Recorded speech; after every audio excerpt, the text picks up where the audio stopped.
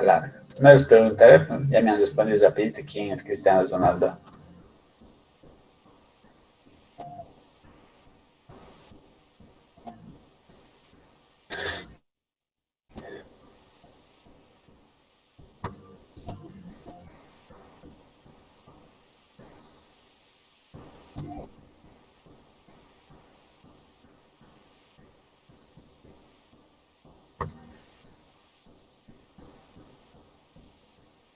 Me avisan cuando ya vean la diapositiva.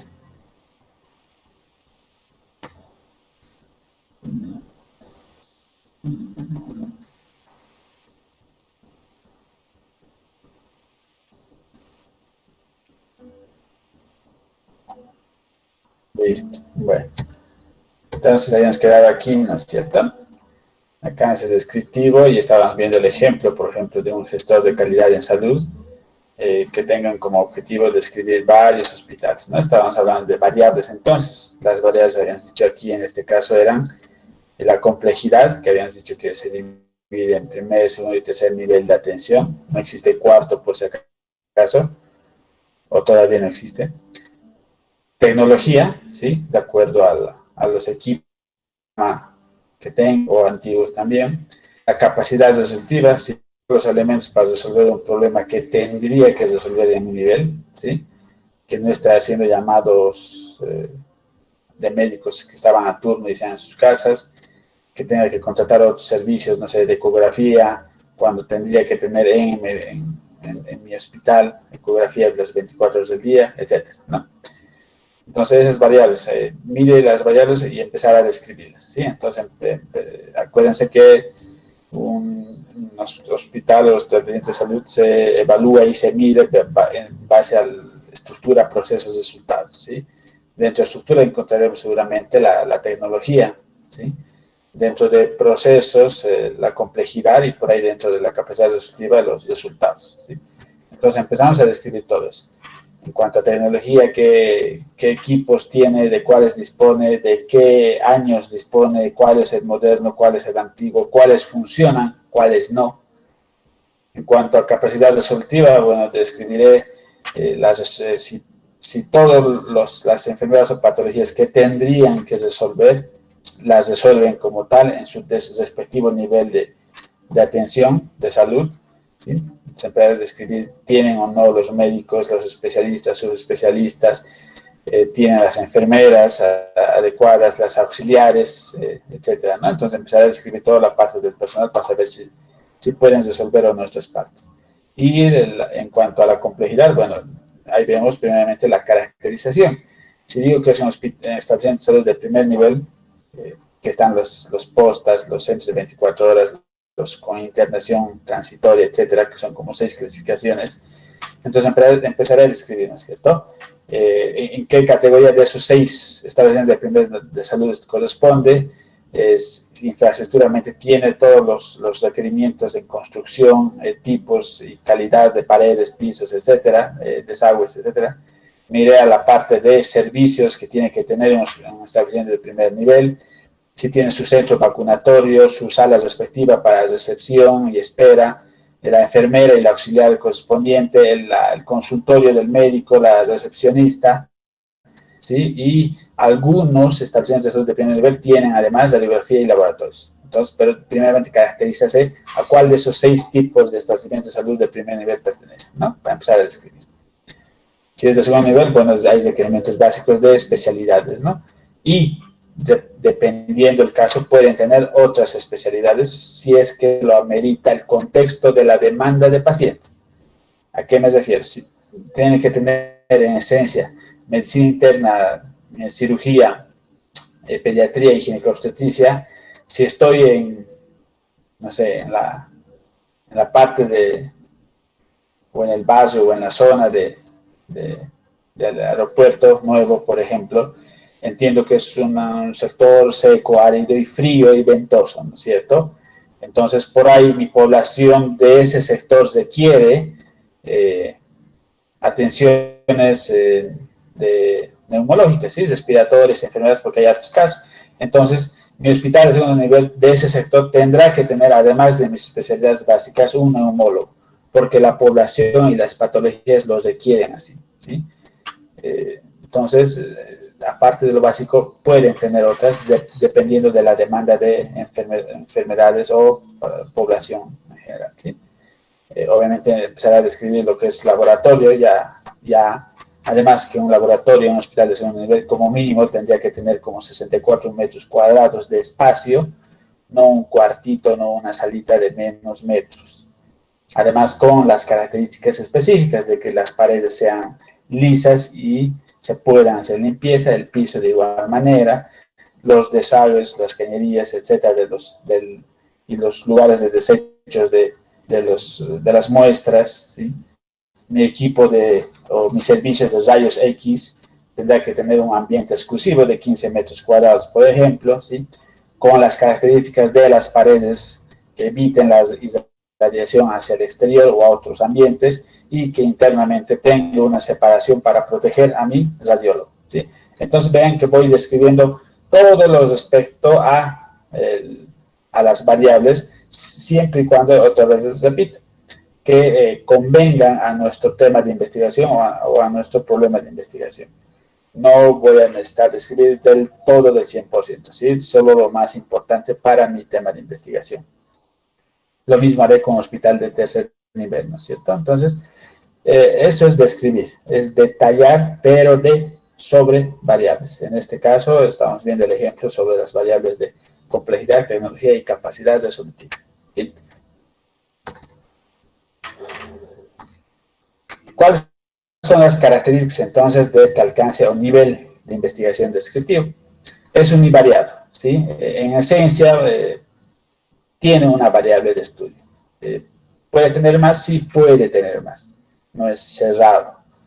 Pero el común denominador en estas investigaciones es que tiene una sola variable de estudio. Describe fenómenos sociales y clínicos en una circunstancia temporal y geográfica determinada.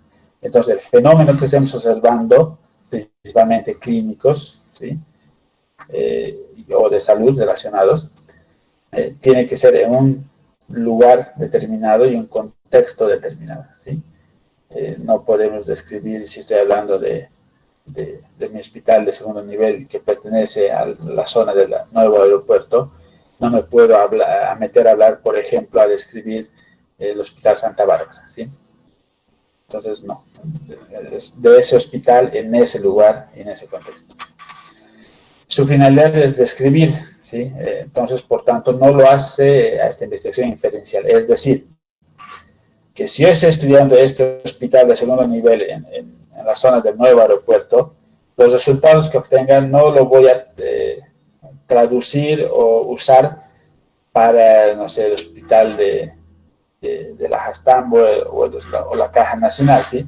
Porque lo que he descrito y lo que he estudiado en este caso solo pertenece a ese lugar, a ese hospital y a ese contexto, ¿sí? Entonces, por eso no puedo referenciar. Obviamente alguien usará el dato, en un hospital más o menos parecido habían sido, no sé, una complejidad del 2% versus el 98%, ¿sí? Estoy poniendo un ejemplo nada más. Pero en general no puedo replicar en otros hospitales. Y si hablamos de estimado o verificar, sí, ya hablamos de inferencias, ¿sí? Que podemos, nuestros resultados podemos llevarlo, expandirlo a otros hospitales con las mismas características o similares características, ¿sí? A ver, ¿qué otra zona alta tenemos? No, aquí no, ¿sí? Pero por ahí yo quiero reflejar lo que pasa en este hospital de segundo nivel en la zona del nuevo aeropuerto de Sucre, con un hospital de segundo nivel que se encuentra en el Alto, en La Paz, ¿sí? Puede tener las mismas características de que sean los dos de segundo nivel, que estén en un contexto, un ambiente desfavorable, con frío, vientos áridos, ¿sí? Que su población en sí puede tener las mismas características de patologías por las cuales acuden principalmente, ¿no es cierto? Entonces puedo hacer inferencia, que puedo transmitirlo a esos hospitales mis resultados. Siempre dependiendo si voy a solo describir o tal vez estimar o verificar algo, ¿sí? Pero en esencia estos estudios se quedan en describir nada más. Se describen frecuencias y o promedios, es decir, voy a usar en esta investigación la bioestadística, pero la básica, ¿sí? que es frecuencias y promedios. Es decir, 100 personas de las 50, de las 140, 15 niños, etcétera, el 25% respecto al 40%. Entonces, vean, estoy usando solo frecuencias y porcentajes en este caso para la bioestadística. Y se estiman parámetros con intervalos de confianza. ¿Sí? Eso lo vamos a ver en bioestadística exclusivamente. Pero en esencia, solo voy a describir una variable y voy a usar frecuencias y promedios para medirlos. ¿Ok? Ejemplo, una enfermedad que apareció, por ejemplo, dengue, rabia, no sé, etcétera. Entonces se debe conocer a esa población, distribuirlos para poder ayudarlos, ¿no? Describirlos para poder ayudarlos. Los estudios de frecuencia de la enfermedad, en este caso del nivel descriptivo, son la incidencia y prevalencia principalmente. ¿Sí?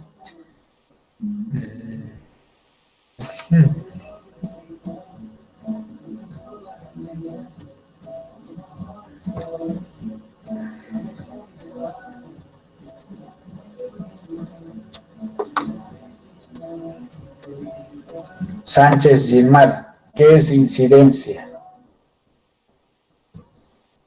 No sé, doctor.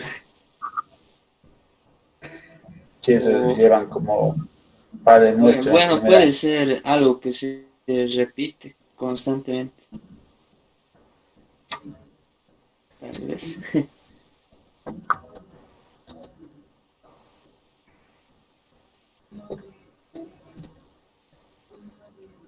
Flores Axel, ¿qué es incidencia?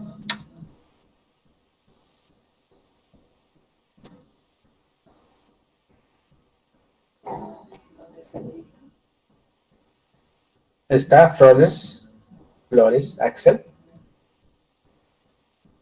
Bueno, lo he puesto presente. Doctor, disculpe. Bueno, ¿qué es incidencia?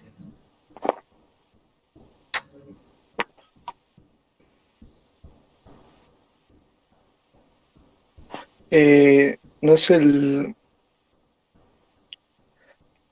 ¿Pueden ser los casos nuevos que se aparecen, doctor? Perfecto, son el número de casos nuevos que aparecen en un determinado tiempo y lugar. Gracias.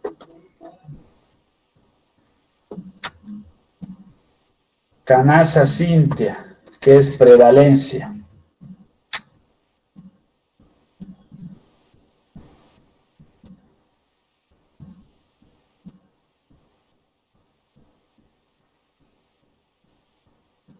¿Está Canasa? Sí, doctor. ¿Qué es prevalencia, Cintia? Prevalencia.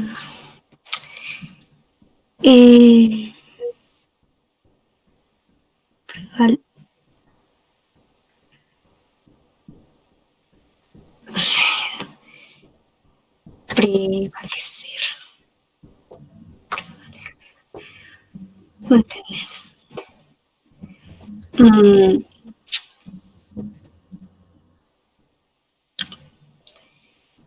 Alanes Andrea, ¿qué es prevalencia? Es el conjunto de los casos antiguos y nuevos de una enfermedad. Perfecto. Es el total de casos antiguos y nuevos de una enfermedad en un determinado lugar y tiempo. Eso no tienen que olvidarse, ¿ok? Porque en toda su vida de médicos, sea la especialidad que tengan o el posgrado que tengan, van a tener que usar incidencia y prevalencia.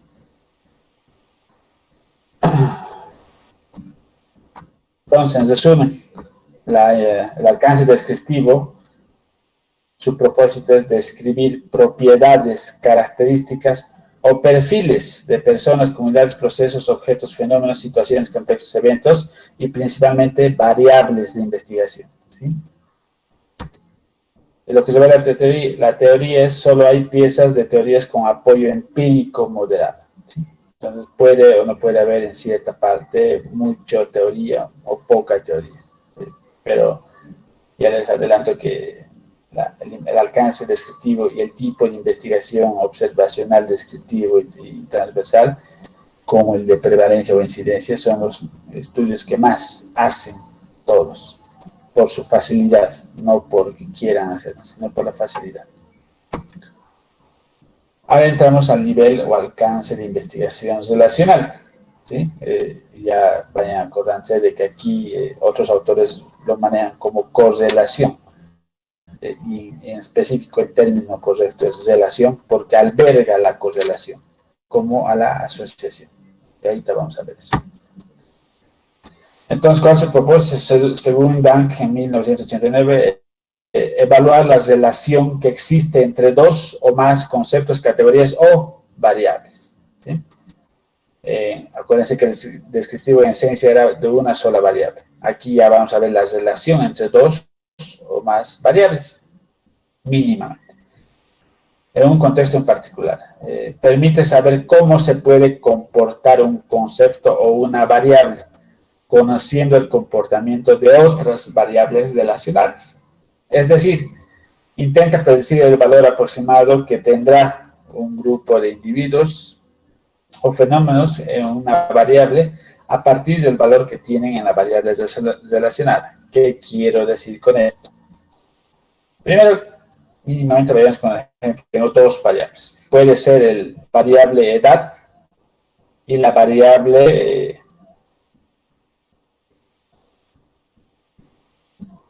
síndrome metabólico, ¿ok?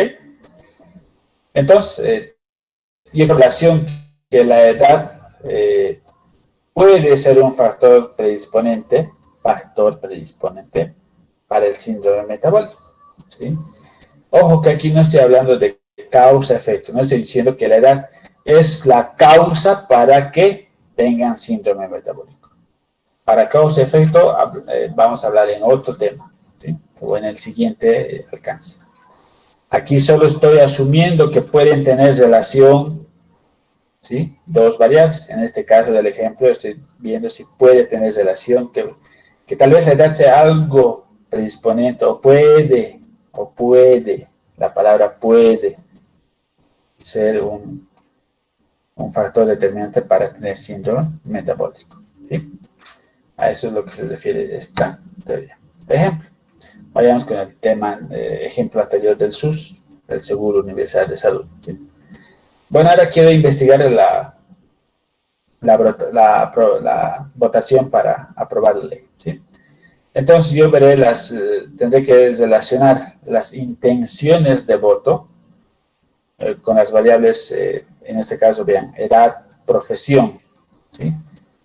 Y la magnitud de esfuerzo propagandística, ¿sí? Que realizan los partidos políticos a los que pertenecen los votantes. Entonces, ¿qué quiero ver? Si tiene algo de relación.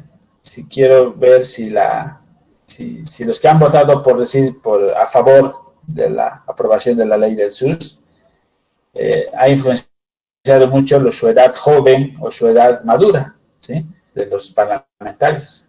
Si yo quiero ver si influye eso en cierta manera. Influye, otra vez, no estoy diciendo que causa o que es un factor de causa-efecto. Y también puede haber la relación de los que por ahí no hayan votado, ¿sí? De los que se hayan abstenido de votar, con la variable profesión. Yo puedo decir que la mayor cantidad de abstención es de personas o legisladores que no tienen profesión, ¿sí? En primer lugar. Un cierto porcentaje de abstinencia pertenece a los abogados, por ejemplo, ¿sí? A los que tienen profesión de abogados. Entonces, vean, estoy viendo, después de una serie de investigación, que si hay o no hay una probable relación entre variables, ¿sí?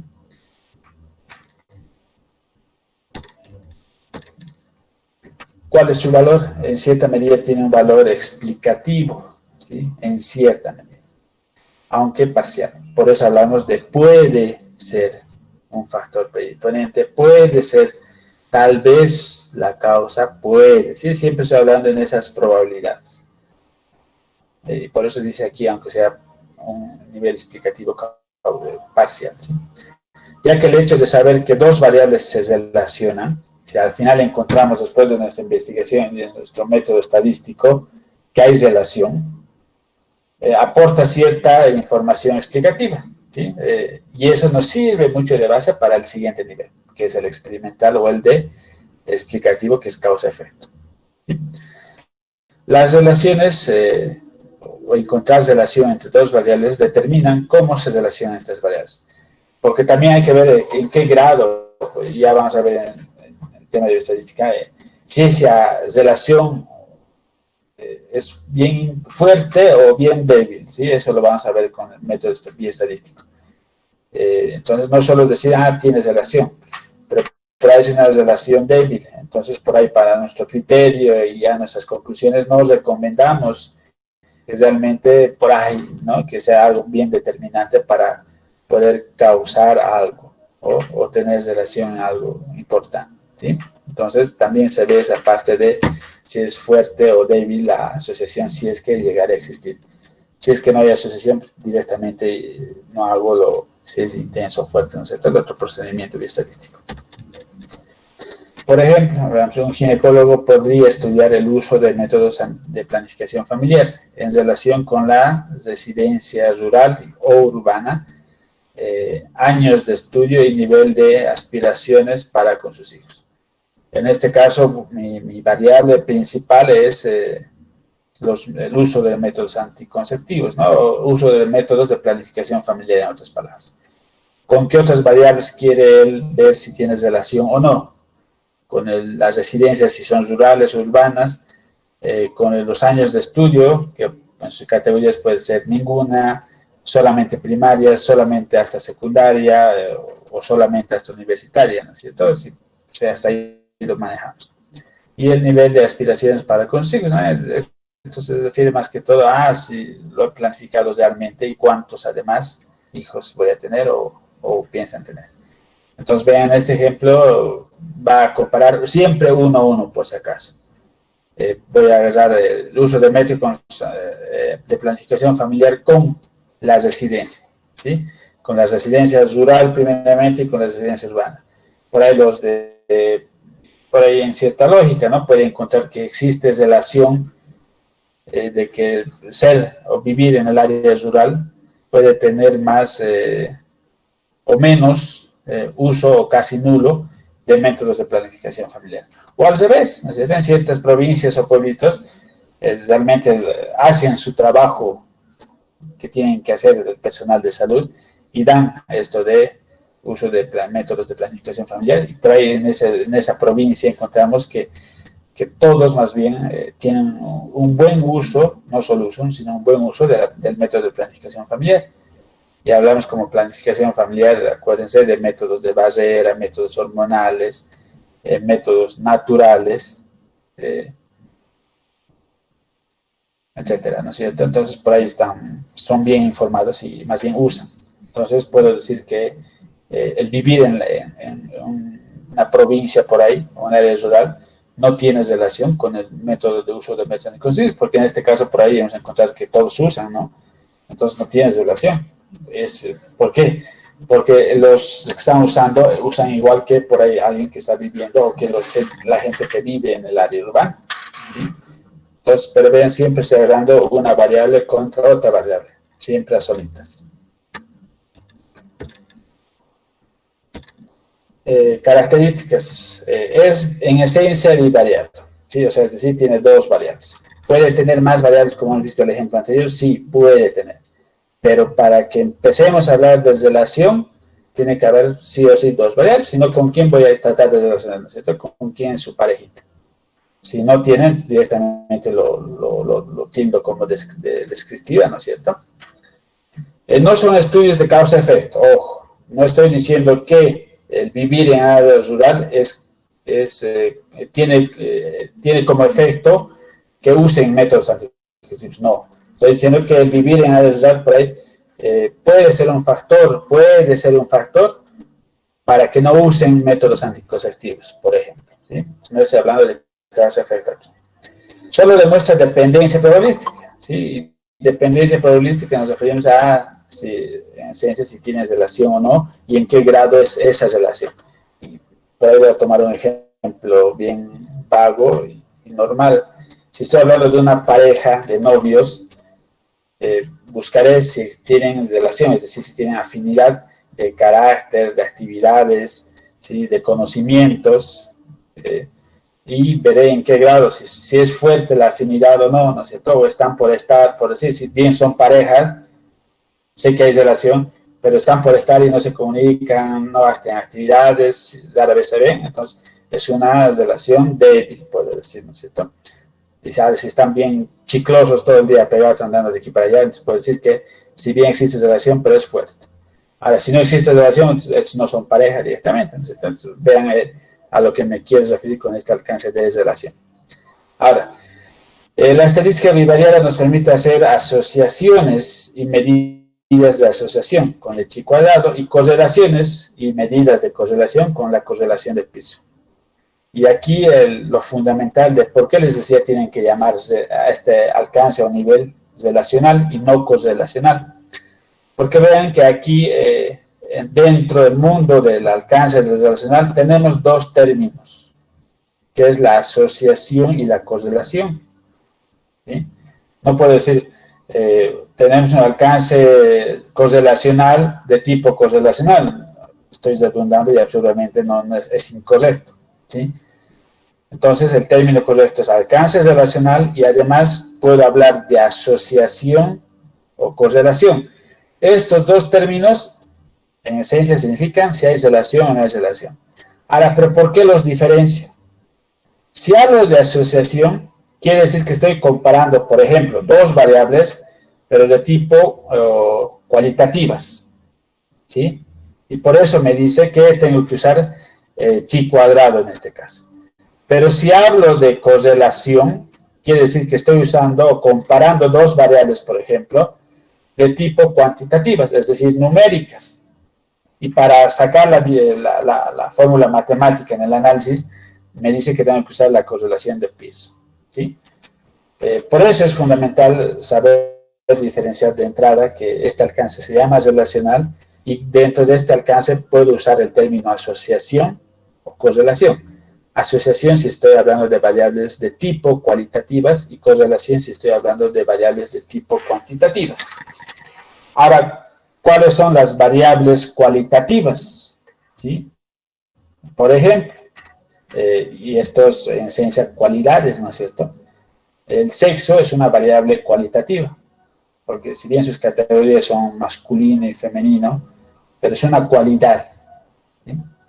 Otro ejemplo de variable cualitativa, el grado de instrucción, ¿sí? Que será con sus variables primaria, secundaria, universitaria o posgrado.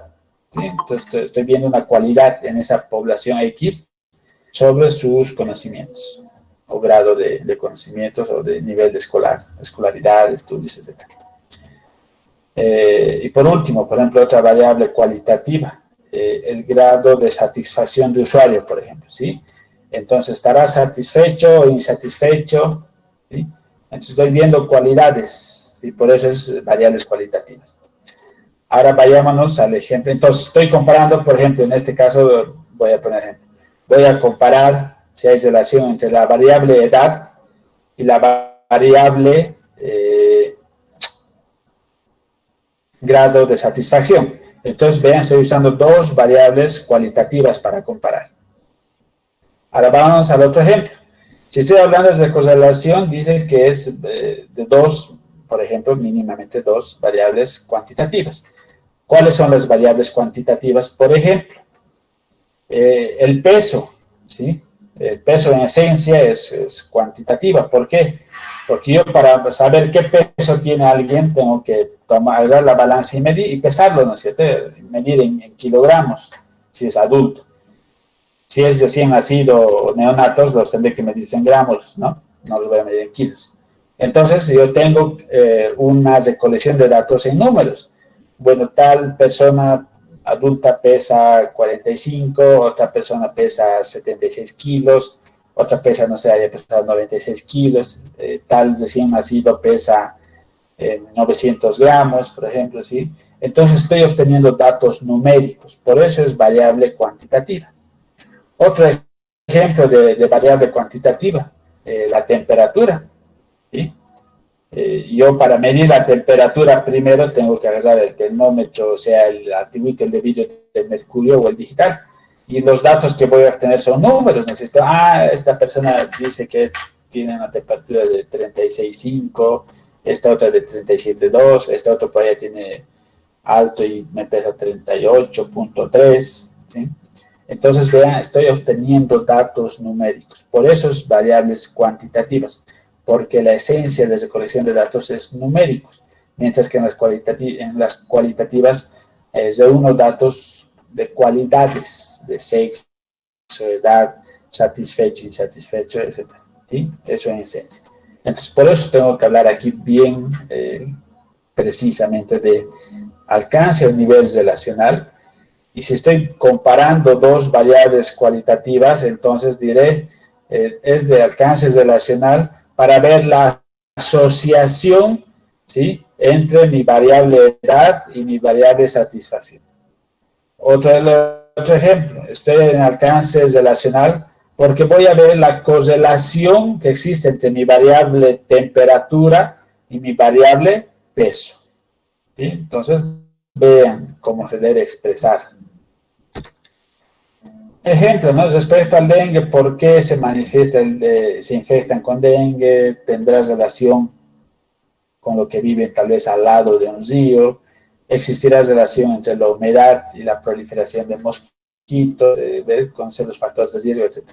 Entonces aquí ya los estudios, los tipos de estudios que pertenecen al alcance relacional, en primera instancia son con relación de dependencia, como los estudios de casos y controles.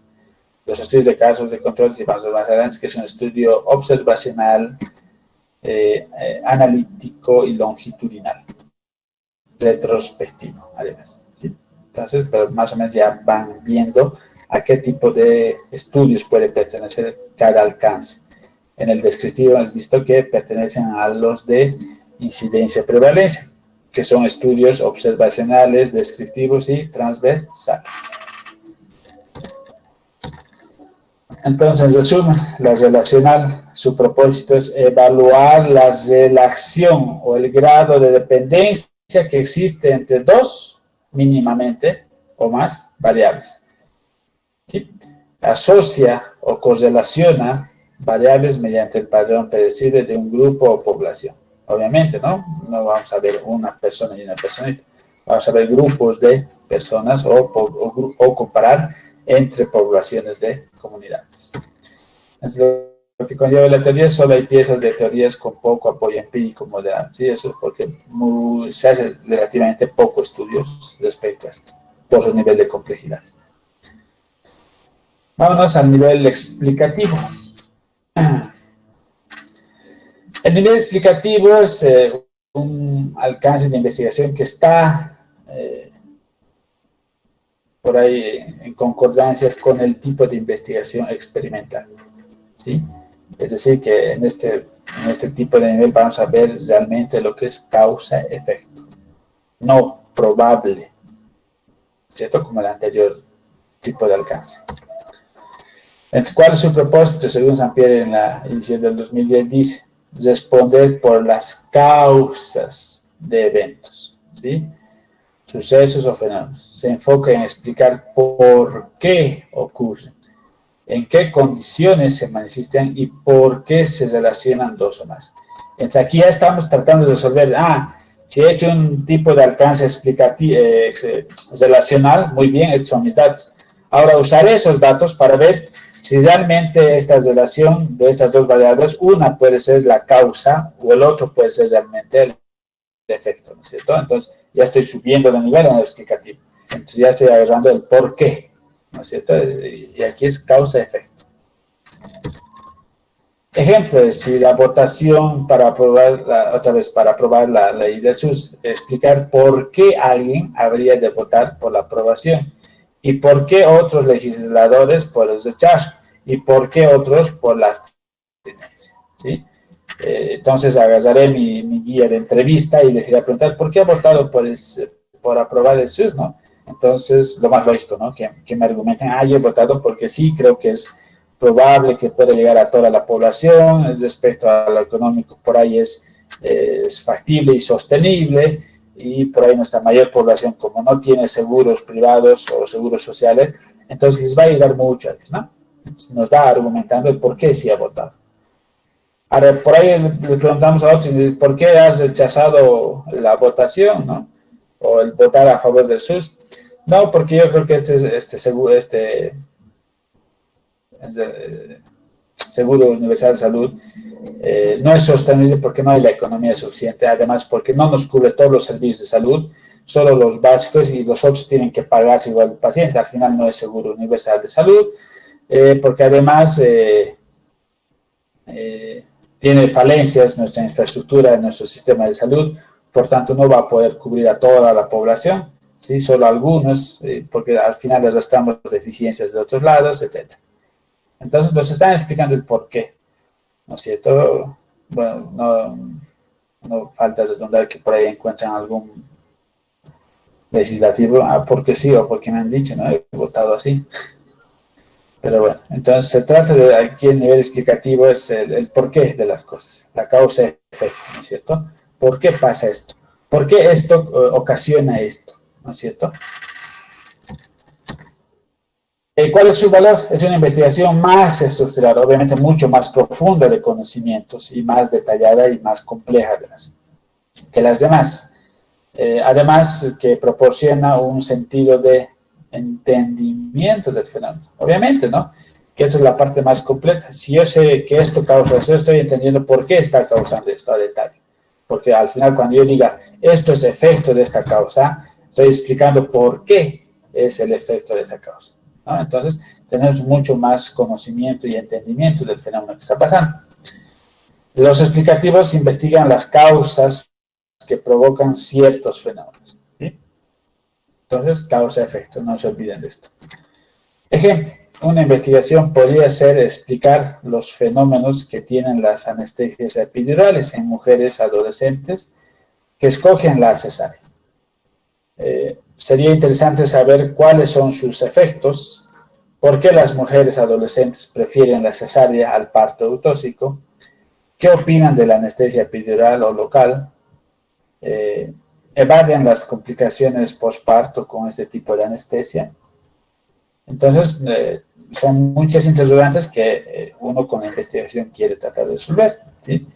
Si nos dice explicar los efectos, bueno, yo buscaré qué efectos ocasiona primeramente la cesárea. Acuérdense, y esto desde el primero, espero que no hayan pasado con la begónia por si acaso. Bueno, pero el parto, la cesárea, es algo artificial y no normal, ¿sí? Lo normal es que pase el parto autóxico, ¿no es cierto? Que viaje a través del canal del parto y nazca el bebé. Entonces, esta forma de parto, que es la cesárea, ¿qué complicaciones puede llevar? Y a veces pasa que la anestesia que se les pone a las madres puede pasar la barrera placentaria y por ahí un poco sedarlos a los niños, ¿no? Entonces, en cierta manera los extraen ya medio drogaditos, ¿no? Entonces, y a veces tardan en reaccionar en el llanto, ¿no? Y a veces eso te confunde. ¿Será que está mal realmente el niño o es por ahí efecto secundario de la anestesia, ¿no? Que ha pasado al niño. Entonces vean, y por ahí las madres jóvenes no conocen los efectos, las complicaciones, etc. Porque otro efecto de la anestesia local, que es la epidural, la que te ponen la anestesia en la columna, para que te anestesie el hemicuerpo inferior, es decir, desde el vientre para los pies, por eso la madre está consciente durante la cesárea.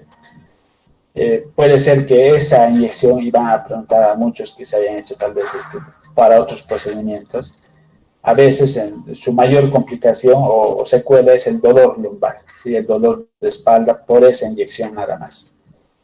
Entonces siempre hay que ver, y además, ¿no? Consultar, muchas mujeres creen que la cesárea es un método rápido, sobre todo indoloro, pero que conlleva una tardía recuperación, porque al final tenemos una herida operatoria profunda, ¿no es cierto?, por planos.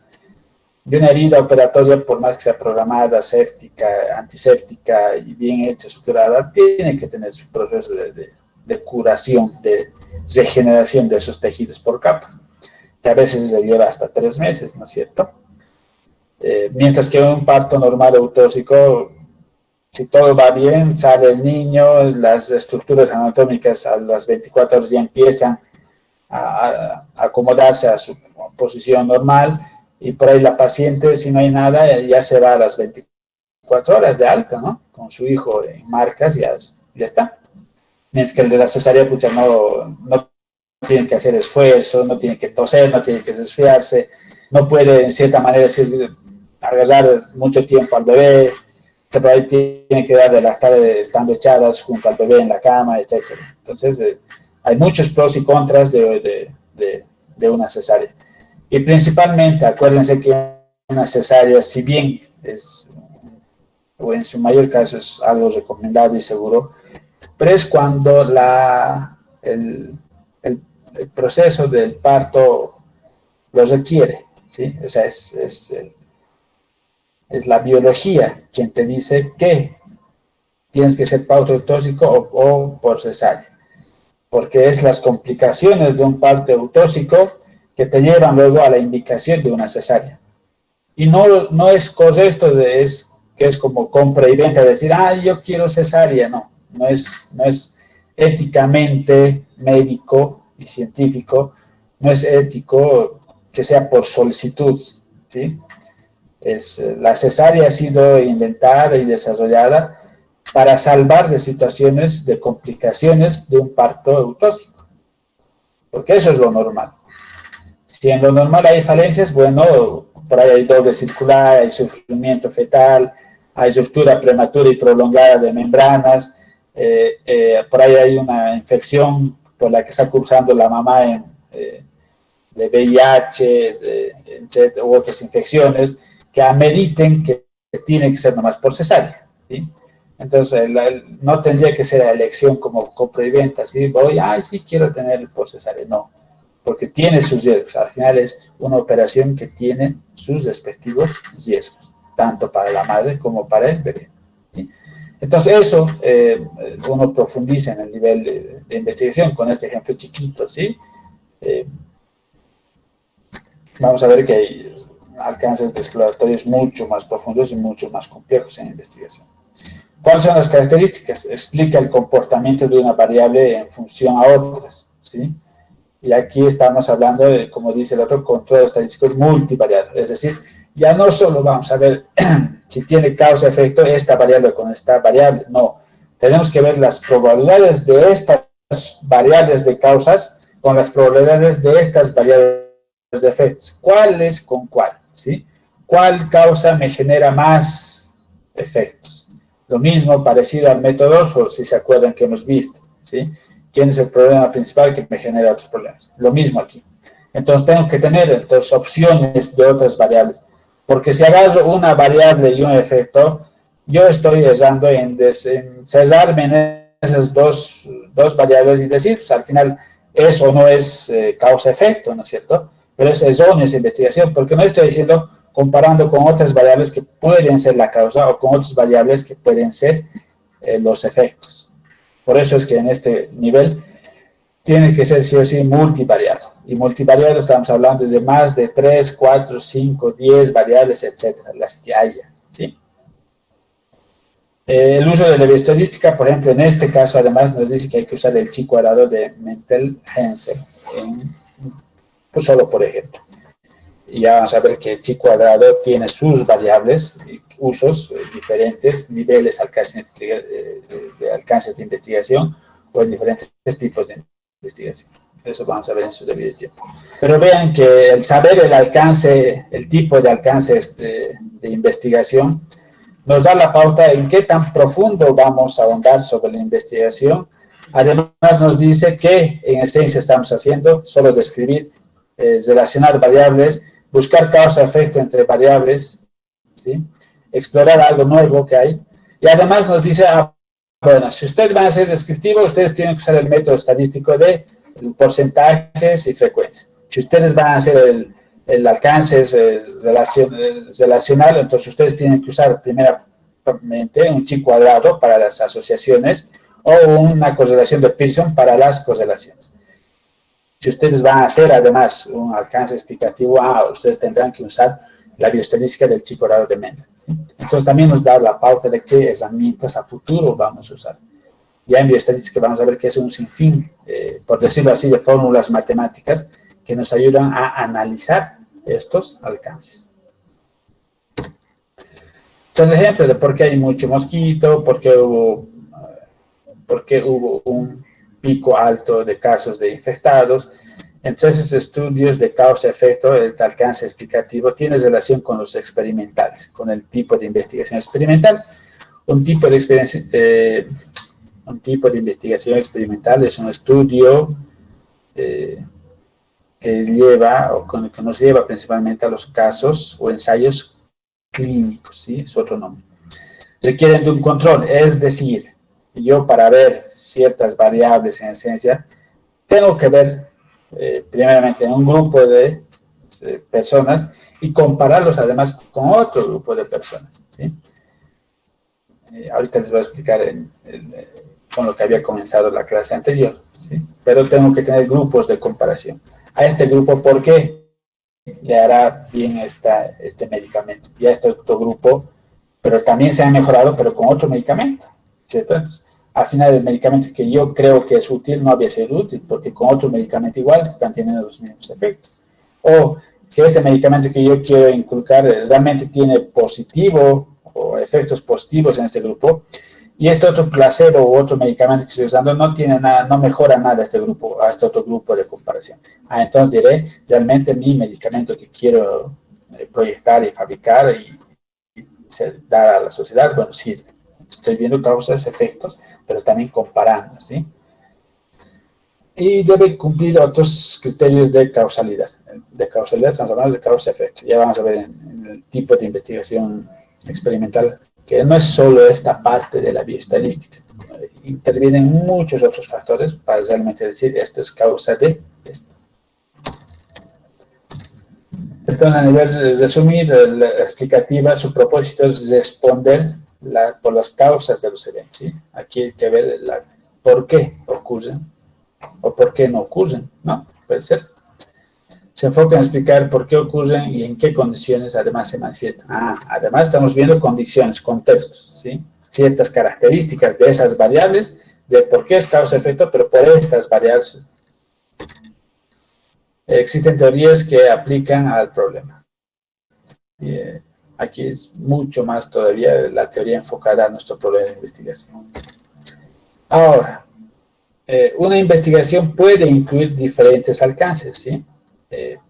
Puede incluso abarcar fines exploratorios en su comienzo, después ser descriptiva, después ser relacional y terminar como explicativa. Puede ser. Y aquí les decía, voy a terminar con lo que he comenzado. Ahí se ha dicho que ustedes son los privilegiados para ver todo y entender todo respecto a la metodología de investigación con la enfermedad del SARS-CoV-2 o el coronavirus. En esencia, cuando apareció el brote en Wuhan en diciembre del año pasado, era totalmente desconocido, ¿no? No lo tenían registrado al coronavirus o a este tipo de coronavirus, mucho menos la sintomatología, tratamiento, etc. Entonces tuvieron que empezar con un alcance exploratorio, indagar algo, investigar algo sobre algo que no era conocido, ¿sí? Que no había documentos respecto a esto, o investigaciones respecto a esto. Entonces ellos fueron haciendo un alcance exploratorio. Entonces en esa exploración dijeron, es un coronavirus, ¿sí? De la gente infectante. Pero no cualquier coronavirus, sino el de tipo 2, parecidos al SARS-CoV-1, ¿sí? Bueno, al final con la tecnología lo hicieron y todo lo que están haciendo es en tiempo premium, nunca antes visto, ¿sí? Lo detectaron en 3 semanas más o menos, ¿sí? Gracias a la colaboración de otros laboratorios también, ¿sí? En el mundo. Entonces, pero tuvieron que comenzar con alcance exploratorio. Luego ya dijeron, bueno, esta es la enfermedad que causa. ¿Por qué? Entonces ya pasaron al nivel descriptivo. El coronavirus SARS-CoV-2, el tipo 2, provoca este tipo de síntomas y signos en el paciente, ¿sí? Entonces, podemos decir que los principales signos, sintomatología que presenta es fiebre, anosmia, bueno, la anosmia descubrieron después, pero principalmente fiebre, dificultad respiratoria, ¿sí? Y ¿qué más principalmente descubrieron en un principio? Dolores musculoesqueléticos, ¿sí? Y tos. Entonces esos eran los principales síntomas que en ese principio habían descrito ellos, los chinos. Pero luego el coronavirus avanzó principalmente a Europa, ¿no es cierto?, donde los golpeó duro a los españoles y a los italianos. Entonces ellos, al margen de tener ya esas referencias de China, también se empezaron a investigar. Y ellos fueron, ¿no?, los que dijeron, no, también presenta anosmia, puede ser diarreas, puede ser parte neurológica de cefaleas, ¿sí? Puede ser asintomático.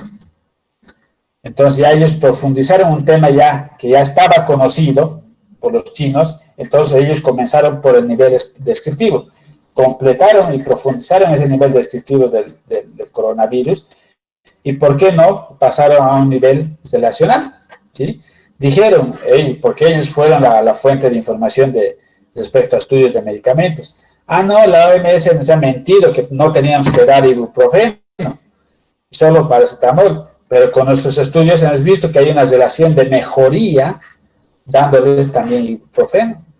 ¿Sí? Entonces ellos empezaron a profundizar más la investigación sobre tratamientos específicamente y sobre sintomatología. Entonces surgieron, ¿no? Bueno, ¿qué les damos y qué no les damos? Los italianos y españoles, bueno, dijeron, parece un cuadro de tipo resfrío común, sí, en primera instancia, cuando presentan síntomas. Entonces, lo que se debe atacar es primeramente esos síntomas, ¿no? Porque obviamente no tenemos cura para ningún virus en el mundo. Las vacunas solo atenúan la enfermedad, porque al final te vas a contagiar igual, ¿sí? Pero atenúan los signos y síntomas, no son cura. Los retrovirales que existen hoy por hoy para el VIH, hepatitis y ahora el remdesivir, etcétera, solo evitan que se replique el virus, pero no los están matando. Ojo, lo único que destruye al virus es esa capacidad biomolecular que tiene nuestro sistema inmunológico. Entonces, bueno, los italianos y los españoles fueron a un nivel más de alcance explicativo, ¿no es cierto? Digo, de relacional, para ver si hay relación. ¿Por qué principalmente se morían los de tercera edad y enfermedades de base? ¿Será que tienes relación, no es cierto, estas variables de enfermedades predisponentes y las edades o grupos etarios de 65 para arriba con las complicaciones de llegar a terapia intensiva y estar intubados o de muerte? Entonces ellos empezaron a profundizar el tema. Y luego, obviamente, ya el mundo y la ciencia como tal, y estos laboratorios, obviamente, pasaron al nivel explicativo, ¿no? En ver la causa-efecto. Ya en primera instancia, ¿en qué sentido?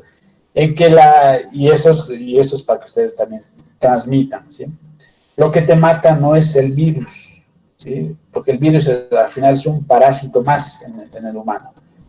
Que si muere el humano, muere el virus, entonces no le conviene matar, ¿sí? Pero sí, obviamente se va a replicar y obviamente hay otros virus que pueden hacer daño, pero al final, en esencia, no tendrían que matar. Bueno, el SARS-CoV-2 no es el virus quien te mata. Lo que te mata es la respuesta irregular, explosiva, desordenada de nuestro sistema inmunológico, ¿sí? Porque como ve algo nuevo también, obviamente para ellos también es algo nuevo el virus, dice, pucha, ¿cómo reaccionamos? Provocamos la fiebre, suben la temperatura.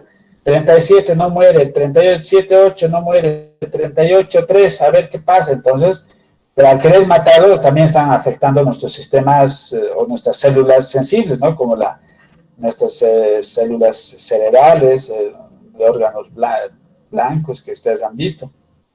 Entonces también va a matar a otras células propias de nosotros. Muy bien, entonces a ver, trataremos de darle más tos, porque ustedes saben que la tos en primera instancia es fisiológica y ayuda a botar el germen en las partículas. Luego se hace crónico y ya no es beneficioso, sino es al revés, nos perjudica. Entonces provocaremos tos, no da, y ya bueno, la tos se revierte y ya nos afecta a nosotros, ¿no? Ese dolor muscular, esfuerzo muscular que tenemos al toser, etc. Entonces, nuestro sistema inmunológico dice, bueno, a ver, trataremos de encharcar el pulmón, ¿no? Si están entrando por ahí, que no entren. Entonces empiezan a llenar de líquido el pulmón. En vez de ayudarnos, nos están perjudicando. O peor, entonces ya decimos que el sistema inmunológico afecta al síndrome vascular diseminado, ¿sí? Empezaremos a coagular o a proyectar trombos en las arterias para tratar de minimizar que ingresen ya también y se diseminen a otras partes del cuerpo. Listo. Entonces, coagulación vascular intradeterminada, infartos, embolias, muerte. Entonces, gracias a estos chinos malditos que no han hecho autopsias, ¿no es cierto? Directamente los han cremado a los pobres pacientes, pero los italianos y otros, y los españoles han llegado a hacer autopsias, que era lo ideal. Han visto esto, que no era el virus el que te mataba, sino tu reacción mala de tu sistema inmunitario, que por querer sacar o matar al virus, obviamente te dañaba y te mataba a ti. Entonces dijeron, no, trataremos de, primeramente, como es algo viral, trataremos de disminuir esta reacción inmunitaria, ¿sí? A la presencia de cada síntoma daremos, ¿no? Si está presentando fiebre, antipiréticos. Si ya es una tos que por ahí está 3, 4 días, le daremos antitusivos, ¿sí? Entonces, fueron de esa manera investigando, ver causas, efectos, consecuencias. Y ahora estamos en un nivel del exploratorio respecto a las vacunas, ¿no es cierto? Que otra vez en tiempos récords, y gracias a Dios la tecnología también ayuda en esto. Por una parte la tecnología nos disemina a todo el mundo en un 2x3, pero por otra parte la tecnología nos ayuda a diagnosticarlo en 2x3 también y tratar de sacar una vacuna que a veces tarda años, y hoy vamos a sacar, yo creo que en menos de un año vamos a tener una vacuna. Bueno, entonces, pero están experimentando, ¿no es cierto? En primera instancia, bueno, yo creo usar el virus atenuado, yo pienso usar esta otra partícula, pero de otro virus, ¿sí? Con una parte de este nuevo virus, etcétera, ¿sí? Tenemos una colección de vacunas, entonces, muy bien. Agarro obviamente una población, primeramente han comenzado por los animalitos, ¿no es cierto? Les han inoculado el virus, se han enfermado los animalitos, y luego han empezado a vacunarlos, a ver quiénes tenían mejoría y quiénes no. Entonces, bueno, estos animalitos, los ratoncitos o los monos, ¿sí? Los chimpancés, han dado mejoría con esta vacuna. Perfecto, entonces parece que es buena nuestra vacuna. Pasaremos a otro nivel, agarraremos humanos. A humanos sanos los infectaremos y les proporcionaremos la vacuna. 1, 2, 3 humanitos, ¿sí? Tampoco. Entonces, se han infectado, le han dado la vacuna, o han agarrado otro grupo de humanos sanos, les han vacunado y luego les han expuesto al virus, ¿no? Para ver si se enfermaban o no. Entonces, bueno, muy bien, muy buen resultado. Perfecto, ahora ampliaremos.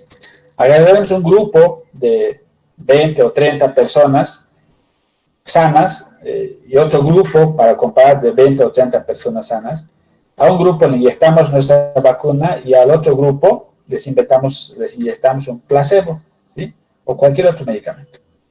Perfecto, ya inyectados traigo el virus y les expongo al virus. A ver, a mi grupo A con mi vacuna no se ha enfermado. Bueno, sí, bienísimo. El grupo B que no tenía mi vacuna se ha enfermado.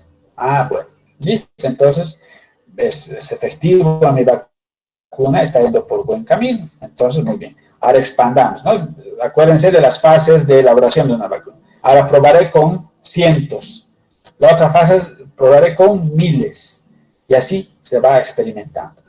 Entonces, véanlo, y otra vez les repito, ustedes son privilegiados de, por lo menos, entender la metodología de investigación, y ya vamos a ver la otra semana por qué además, por qué, ustedes han visto y van a seguir entendiendo las fases de una investigación, cómo ha comenzado, cuando veamos otro tema, esto pertenece a esta parte de la pandemia, ¿sí? A este proceso, etc. Entonces, están viendo todo un proceso, en este caso, de un alcance de investigación que ha ido paso por paso, y al final, el tema en sí es la SARS-CoV-2. El SARS-CoV-2 ha pasado de exploratoria a descriptivo, de descriptivo a relacional, y finalmente a exploratoria. ¿Sí? Este es un resumen de un cuadro sinóptico de lo que es los alcances de investigación de tipo exploratorio, descriptivo, relacional y explicativo, ¿sí? Con las características que han sido mencionadas. Al final, el alcance de investigación es un plan, ¿no es cierto? Es un plan que estamos viendo hasta dónde nos vamos a profundizar en el conocimiento, qué más o menos vamos a hacer en cuanto a metodología de investigación, qué herramientas de bioestadística voy a usar, ¿sí? Preguntas, dudas.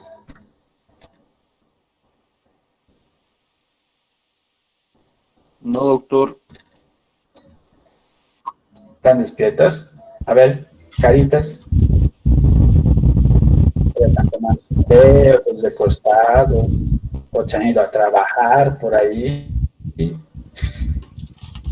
Y otras se han dormido, ¿no ves? Como siempre. Prendan sus cámaras. Estoy esperando. A ver si están vivos, por lo menos.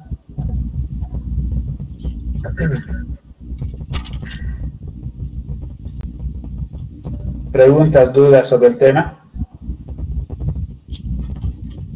No, doctor. Doctor, el nivel de... ¿Nadie? ¿Todo entendido? ¿Será que puede repetir? Si les pregunto me van a responder, así como es un jugador de fútbol. Dime, Alison.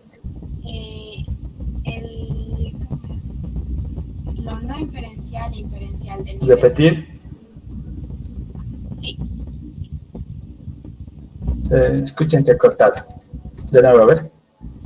El nivel descriptivo, ¿será que puede repetir lo que es la finalidad no inferencial e inferencial, creo que era? Ya. En primera instancia, hay que saber qué significa inferencia, ¿sí? Inferencia significa que yo puedo replicar o puedo usar los datos en otro lugar que no ha sido estudiado, ¿sí? Es decir, yo lo que haya estudiado sobre diabetes, por ejemplo, complicaciones, vamos a esto, en Sucre, si es inferencial, que tengo que tener ciertas características, es decir, si yo quiero replicar mis datos, la complicación principal es la amputación de miembros inferiores de los pacientes diabéticos por el descuido en el tratamiento, ¿sí? No en la dieta, en el tratamiento. Y eso he tenido como conclusión en mi investigación descriptiva en Sucre. Si tengo ciertas características que ya ¿por qué tiene que ser inferencial? Yo puedo decir que en La Paz las complicaciones de amputación también son por la falla en el tratamiento, ¿sí? Yo no me he metido a estudiar a esa población diabética en La Paz, ni las conozco, ni sé cuántas son, pero por cosas de bioestadística y de investigación que he usado en mi investigación, que la transforma en inferencial, puedo decir que estos datos sirven también para los otros lugares, ¿sí? ¿Cuándo no es inferencial? ¿Sí? Cuando mi estudio es propio del lugar y de las personas y del contexto donde estoy estudiando. Es decir, que es netamente bien descriptivo. Entonces, yo estoy describiendo que las complicaciones, por ejemplo, de ceguera, es porque mis pacientes, al final, la mayoría de los pacientes de Sucre con diabetes, toman su desayuno con azúcar, ¿sí? Normal, por costumbre, usos y costumbres de esta población característica. Ahora, esta investigación que ha sido descrita de esa manera, yo no puedo decir, por ejemplo, las complicaciones de ceguera en diabéticos en Cochabamba. ¿Por qué? Porque resulta que esa población no desayuna en sí, en general, ¿sí? Sanos y enfermos. Y que su población diabética continúa con ese uso y costumbre de no desayunar, sea porque realmente se cuidan, sea porque son laburantes y despiertan a las 3 de la mañana y van a trabajar en sus ferias 4 o 5 de la mañana. ¿Sí? Entonces, eso es una característica propia de esos pacientes diabéticos. ¿Sí? Entonces, por tanto, mi investigación de que diga, descriptiva, de que las complicaciones de ceguera es porque mi gente diabética de Sucre toma desayuno, o es porque toma desayuno, yo no puedo decir que replicar esto, los de Cochabamba si tienen complicaciones de ceguera es porque toman desayuno. No, mentira, pero si ellos no toman desayuno por costumbre, por labores, etc. Entonces, ven, eso es no inferencial. Yo no puedo replicar o usar mis datos en esa población, porque no es lo mismo. No estoy usando las mismas características, las mismas variables. Pero si es inferencial, sí puedo decir, tal población también es por culpa de esto sus complicaciones. ¿Sí? A eso se refiere en inferencial y no inferencial. Y eso es nuestra apertura de nuestro módulo 2 de bioestadística, ¿sí? Lo que es la bioestadística inferencial y no inferencial. No sé si he resuelto tu duda.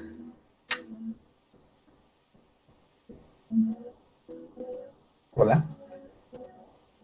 O si me han llegado a entender todos respecto a esa pregunta, ¿sí? Porque también es para todos. Sí, doctor, se lo entendió. Sí, doctor.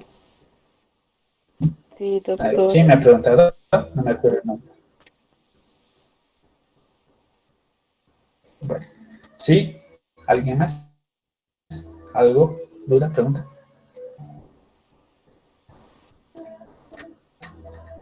¿Comprendido? Entonces, lo que es alcance. Ya. Sí, doctor. Ahora vamos a entrar a su próximo tema. Saraí, ¿qué pasos nos debería seguir después del alcance? Doctor, no lo escuché muy bien. Que el alcance que uno debe hacer.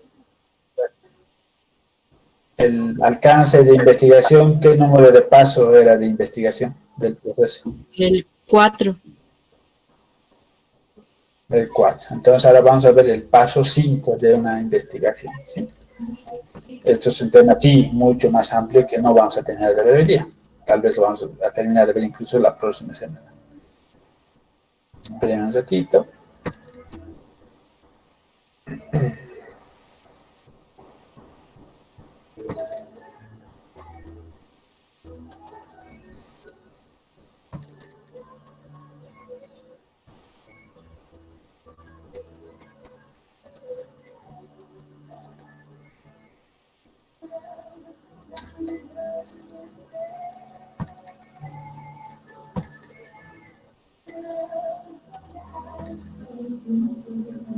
Me avisan cuando vean la diapositiva.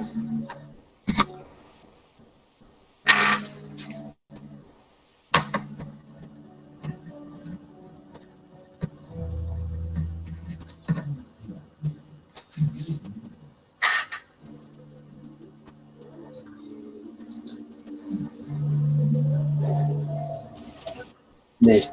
Bueno, entonces nuestro siguiente paso es el paso 5, que es hipótesis y variables. Ahora vamos a profundizar algo que hemos ido nombrando primeramente en problema, ¿no es cierto?, cuando les hablaba de hipótesis, y ahora en alcances cuando estábamos hablando ya de variables. Entonces, nuestro paso 5, primeramente vamos a hablar de lo que es hipótesis. Entonces, ¿qué es una hipótesis? Ya algo les había adelantado tanto en prácticas como en teoría, ¿sí?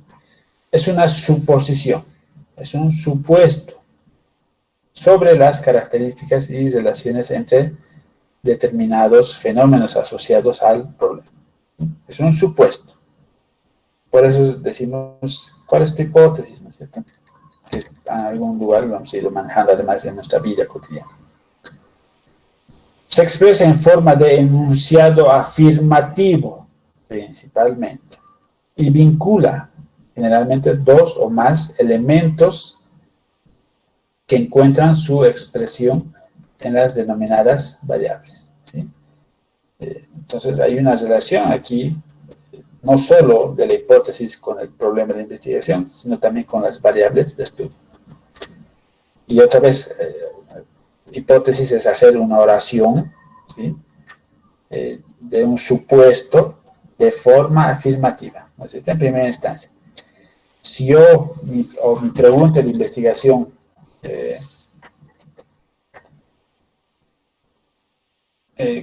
¿cuáles son las consecuencias de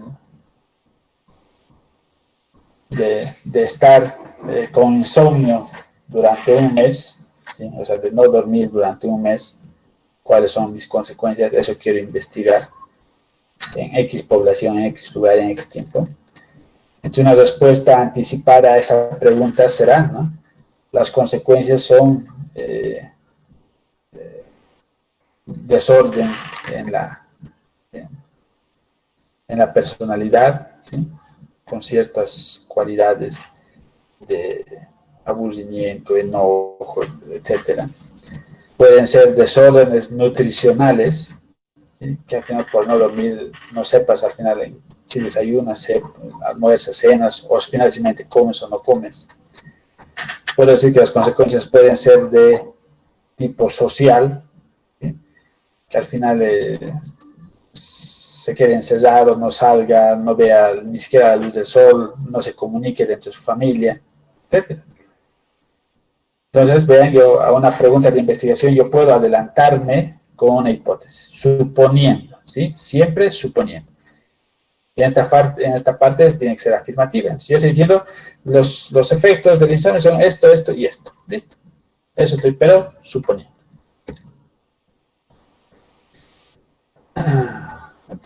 Bueno, un ejemplo, ¿no? A mayor bioseguridad en el trabajo habrá mayor salud durante la realización de este. Entonces yo ya estoy respondiendo a un supuesto, a una pregunta de investigación. Esta hipótesis en este caso vincula dos variables, bioseguridad en el trabajo y salud durante el trabajo. Entonces, bioseguridad y salud. Hasta ya vean en el concepto que hemos visto. Generalmente vincula dos o más elementos que se encuentran en las variables. Y aquí estamos viendo el ejemplo. Vamos a ver más ejemplos más adelante, no se preocupen.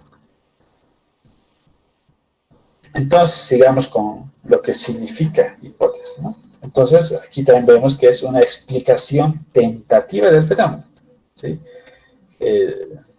Que al final es una respuesta, ¿no es cierto? Una probable respuesta a nuestra pregunta de investigación. Entonces, es otros términos, porque seguramente alguien les va a preguntar en una defensa de tesis, ¿qué es la hipótesis? Ustedes pueden decir, es una respuesta anticipada a la pregunta de investigación. Otros podrán decir, es una explicación tentativa a la pregunta de investigación o al fenómeno de investigación. Entonces, son sinónimos nada más que al final significan lo mismo. Entonces, vean esto otro. Es una predicción o anticipación de hechos. Una respuesta previa a la pregunta de investigación, ¿sí? Vean que estamos usando términos que valederos que al final significan lo mismo. Otro. Es una proposición de hechos, ¿sí? Se están proponiendo que este hecho está pasando o va a pasar, ¿sí? Entonces, nada más están adelantándose con una respuesta, que deben ser verificadas, obvio, ¿sí? Si estoy usando algo supuesto o tentativa, ¿sí? Respondiendo, luego, con el transcurso de mi investigación, tengo que comprobar, ¿no? De que sea real o de que sea verídico mi hipótesis que haya planteado. Bien, siempre se expresa en forma afirmativa, aunque esté negando algo, ya que se refiere a eso. Veamos los ejemplos. Los elementos de protección personal facilitan el autocuidado. Digamos, los usuarios internos de emergencias, ¿sí? Usuarios internos, por si acaso, también es sinónimo de personal de salud. Y ya con algunos han visto que personal de salud o usuarios internos significan médicos, enfermeras, auxiliares, laboratoristas, camillero, chofer, cocinera, de limpieza, internitos, residentes, etc. ¿Sí? Eso engloba todo. Entonces, dice, los usuarios internos, por eso es internos, porque usuarios externos se refiere a la población que acude, ¿sí? A esa gente que no trabaja ni tiene ninguna función dentro del hospital. Por eso se llama usuarios externos. Entonces, los usuarios internos de emergencia no han desarrollado hábitos de lavado de manos. Vean este ejemplo que tiene y es acorde a este concepto, ¿no? Que nos dice, primero tiene que ser de forma afirmativa, aunque esté negando algo. Y el claro ejemplo es esto. Los usuarios internos de emergencias no han desarrollado hábitos de lavar manos. Estamos afirmando y, aunque sea negando, de un suceso o hecho. Entonces estamos afirmando que no saben lavarse o no se lavan las manos. Otro, se puede utilizar la analogía o semejanza entre hechos. A partir del conocimiento previo de ciertos hechos, podemos explicar otros que se producirán en forma similar. Si suponemos que, y vamos con el ejemplo, la vacuna contra el sarampión evita la enfermedad, podemos suponer que una persona vacunada contra el sarampión no desarrollará la enfermedad. ¿Sí? Entonces, vemos aquí la analogía y tal vez semejanzas de una respuesta anticipada, pero de cuál es lo idóneo, cuál sería lo correcto. Entonces, diremos, una persona vacunada contra el sarampión no desarrollará la enfermedad. Siempre hablan en términos probabilísticos, ¿no es cierto? Y no es lo mismo decir una vacuna contra el sarampión evita la enfermedad, ¿sí? Porque en esencia nos podemos enfermar, pero no presentar síntomas, ¿no? Por la vacuna, porque está haciendo su efecto de atenuar los efectos del virus o de nuestra reacción inmunitaria.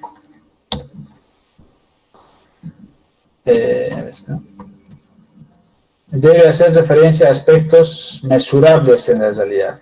Otra vez, si bien estamos hablando de un problema de investigación factible que se puede llegar a solucionar y a hacer y a investigar, en las hipótesis también tiene que ser una respuesta anticipada, pero real, ¿no es cierto? Que sea lo más por ahí lógico de que se presente o de que sea lo más probable de que se presente. Tampoco nos vamos a disparar con respuestas anticipadas de otras cosas que por ahí no son la realidad. Entonces, también a la hipótesis la definimos como proposición que establece relación entre los hechos. Una posible solución del problema, ¿sí? Posible solución. Porque por ahí nuestro problema es de qué manera solucionamos la adicción respecto a los cigarrillos en la población adulta del barrio 5 de Sucre, ¿no es cierto? Entonces, vamos a ver una posible solución. En la hipótesis pondremos la solución para la disminución del consumo o de la adicción al cigarrillo en la población 5 es evitar, por ejemplo, venta de cigarrillos en todos los kioscos en ese barrio, ¿sí? Vamos anticipando una respuesta como hipótesis. Que nos va a hablar de relación entre variables, ¿no? También vamos a hablar que puede ser, nuestra pregunta puede ser, ¿cuál es la relación que existe entre la edad de los... ¿Cuál es la relación que existe entre el peso de los recién nacidos con el tipo de parto, ya sea eutóxico o cesárea,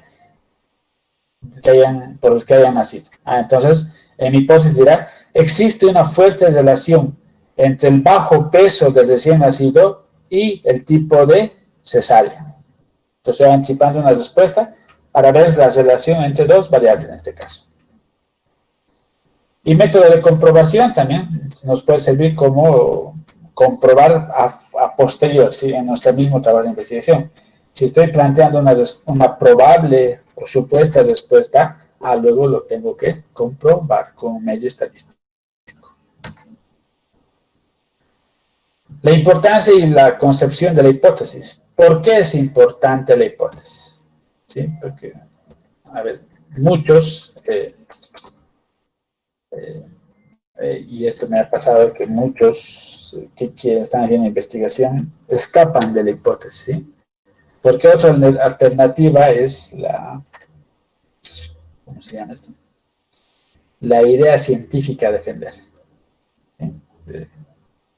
Eso va en vez de una hipótesis. Pero hay que saber dónde va una hipótesis o dónde tiene que ir una hipótesis y dónde pueden usar una idea de defender. ¿Sí? Pero ahora vamos a ver por qué es importante tener, porque realmente es importante tener una hipótesis. Dice, porque es una guía, ¿sí? Porque al final es una guía fundamental para la investigación. La explicación del problema, la validación o no de la hipótesis constituyen una tarea a solucionar. ¿Sí? Es decir, que también vamos a hacer un trabajito exclusivo en la investigación para saber si nuestra hipótesis es verdadera o falsa, o es aceptable o es rechazable, ¿sí? Y eso a través de la bioestadística. ¿Ya? Entonces, pero nos sirve. Y una guía fundamental porque, en cierto modo, si estamos dando una respuesta a nuestro problema, bueno, nos está guiando más o menos por dónde tendríamos que investigar, qué buscar, etc. Si la hipótesis fue bien planteada, que ya les he dicho que en esencia todo parte del problema, si está bien eso, probablemente esté bien todo, o lo más seguro que esté bien todo. Entonces el investigador podrá elaborar el objetivo, ¿sí? Nos va a ayudar también a elaborar nuestro objetivo general. Pero en esencia sepan que el objetivo general nace primero del problema de investigación. Seleccionar el tipo de diseño de investigación, ¿sí? Tipo de diseño, estamos hablando aquí de será observacional, experimental, será descriptivo, será analítico, será transversal, será longitudinal. A eso me estoy refiriendo, ¿sí? Seleccionar el método, los instrumentos y las técnicas de investigación. Por ahí, ¿qué método podemos usar? O recolección de datos, ¿qué herramienta? Seleccionar los recursos que se emplean. Vean, en términos generales, también la hipótesis va a coadyuvar o ayudarnos a realizar el trabajo de investigación. Ya estamos viendo que nos puede colaborar con el objetivo, nos puede colaborar con el tipo de investigación, con los métodos, las herramientas o las técnicas, o qué recursos humanos, económicos, etcétera, tendríamos que usar o vamos a necesitar para la investigación. Vean que por eso es importante nuestro trabajo o hacer la hipótesis.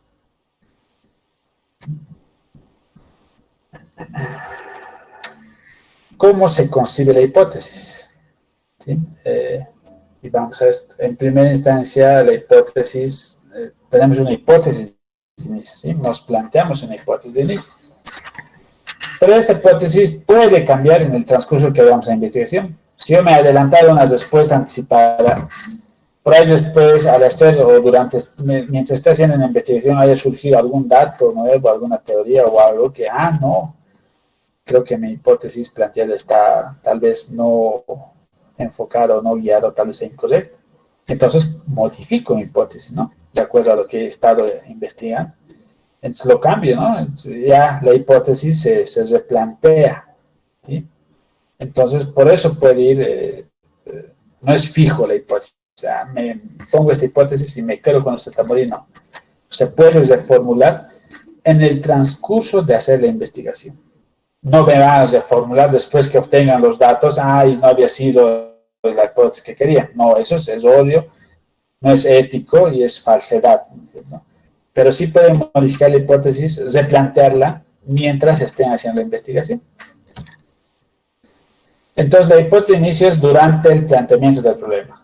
Entonces, saben que cuando yo ya tengo mi problema, ya me puedo anticipar a hacer directamente mi hipótesis, que es lo lógico que tendría que hacer, ¿sí?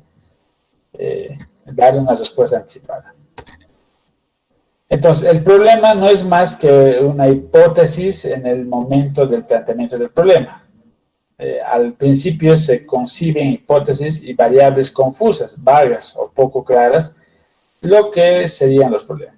Es decir, que obviamente en primera instancia, como han ido viendo sus redacciones de problemas, a un principio no lo hacen precisos, se van por los caminos o les falta algo, ¿no es cierto? Entonces, con la hipótesis pasa lo mismo. Como estoy haciendo algo después del problema, puedo tener esos problemas que tal vez haya tenido en la redacción de mi problema de investigación, ¿sí?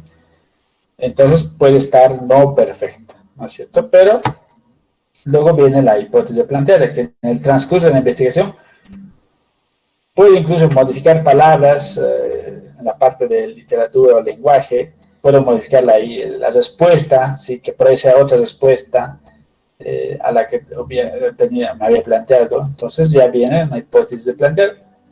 Entonces el análisis de una nueva información que hayan visto, la consulta de nuevas fuentes, hayan ido a preguntar a alguien una fuente de información primaria o hayan leído una fuente de información primaria, que la organización de datos antes dispersos, o sea, que ustedes creían que estos eran los datos, no, y al recoger los datos me he encontrado con estos datos verídicos, ordenados, ¿no? Importantes, y por ahí la especificación de las relaciones entre fenómenos, ¿no? Conducen a replantear la hipótesis.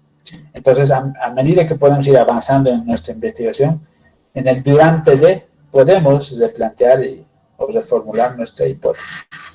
Por eso ven esta imagen de las maripositas, ¿no? Del antes y después. Ahora, requisitos para elaborar la hipótesis. Construirla con base a la realidad que se pretende explicar.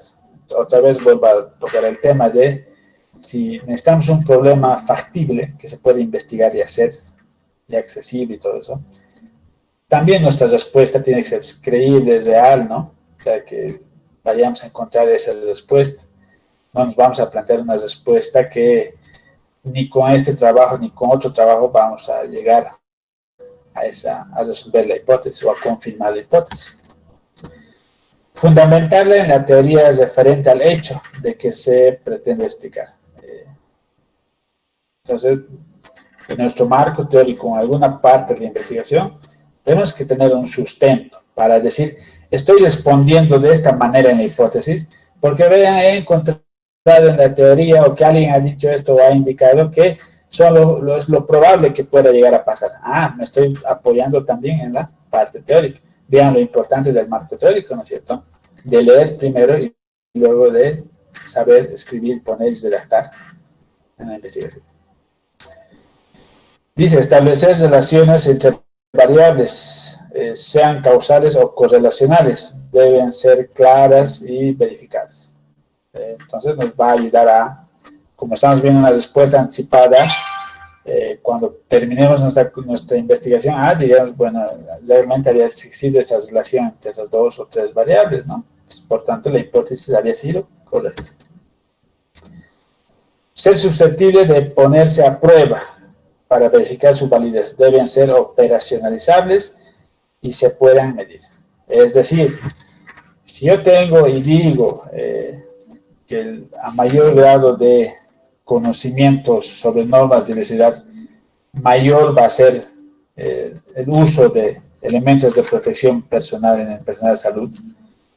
Entonces lo tengo que comprobar, ¿no es cierto? ¿Y cómo mido que esta hipótesis es correcta? Luego me diré que, no sé, el 73% de los médicos sí tienen conocimientos sobre normas de bioseguridad. Y por tanto, no sé, por ejemplo, el 85% de estos médicos usan sus guantes, se lavan las manos, usan el barbijo, ¿sí? Entonces estoy comprobando esta hipótesis a través de un resultado que he obtenido luego con números, que lo estoy midiendo. Dice, la mejor respuesta al problema de investigación con un alto grado de probabilidad. Entonces, si bien tenemos muchas respuestas anticipadas a nuestro problema de investigación, hay que saber elegir cuál es la más idónea y correcta. Y eso es respecto a las probabilidades de que suceda. Entonces, lo más probable, por decir, un ejemplo, ¿ver? Si mi hipótesis dice que al año, o este año, a finales de 2020, van a haber muchos muertes por el coronavirus, que van a sobrepasar, por así decir, los 4.5 tasas de mortalidad.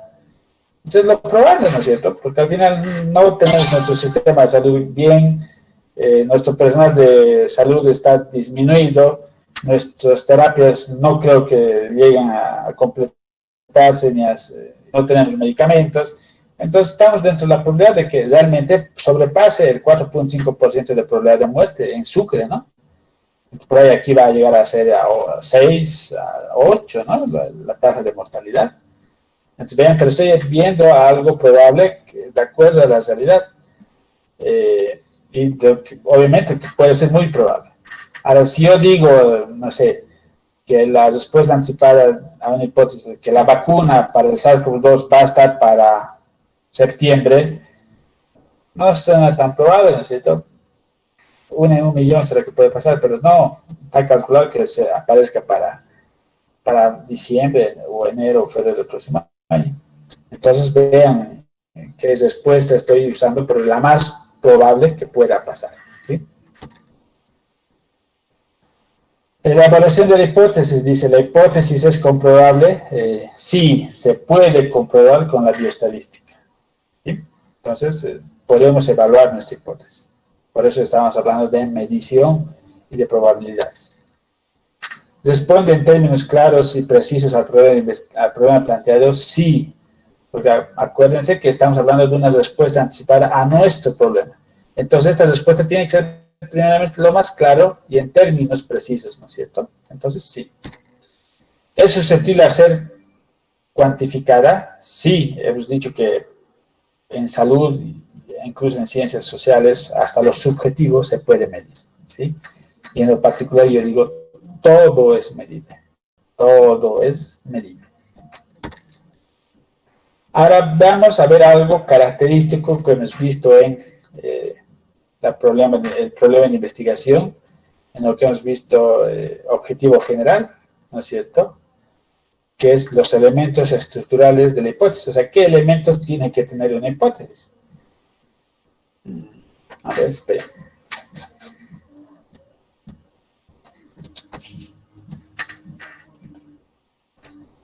Okay.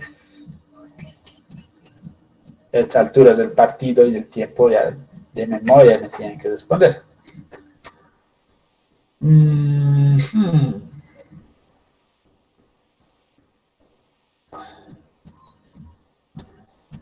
A ver, Fernando Vilca, ¿cuáles son los elementos que tiene que tener un problema de investigación?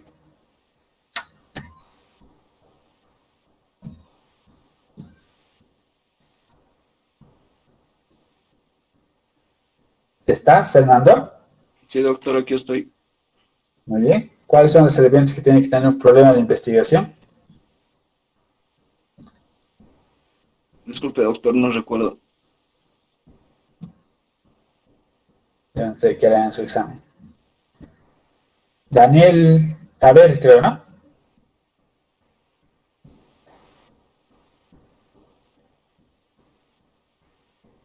¿Está Daniel? Sí, doctor. ¿Cuáles son los elementos de un problema de investigación?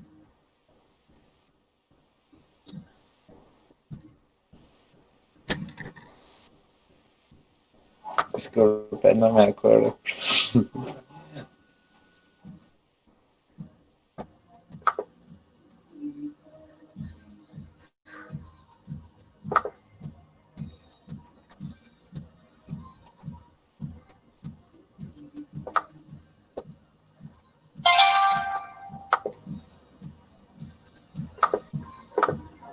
Vilca, tú has pasado prácticas conmigo, ¿no? Sí, doctor. ¿Y por qué no te acuerdas? Si esto es repetido y repetido todo esto.